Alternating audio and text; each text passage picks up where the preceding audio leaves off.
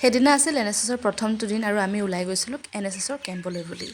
আচলতে এই ভিডিঅ'কেইটা মই তেতিয়াই বান্ধি ৰাখিছিলোঁ আৰু তেতিয়াই ভাবিছিলোঁ ভিডিঅ'টো বনাই আপলোড কৰিম। কিন্তু আজি প্ৰায় 1.5 বছৰৰ মূৰত এইকেইটা ভিডিঅ' উলিয়াইছোঁ আৰু চিনাকি মুখবোৰ দেখি দুখো লাগিছে, ভালো লাগিছে। আচলতে NSSে আমাক কি দিলে বুলি প্ৰশ্ন এটা যদি মনলৈ আহে, NSSে আমাক বহুত কিবাকিবি দিলে। বিশ্ববিদ্যালয়ৰ বিশেষ দিনবিলাকৰ ভিতৰত NSSৰ এইকেইটা দিনো বহুত বেছিকৈ বিশেষ।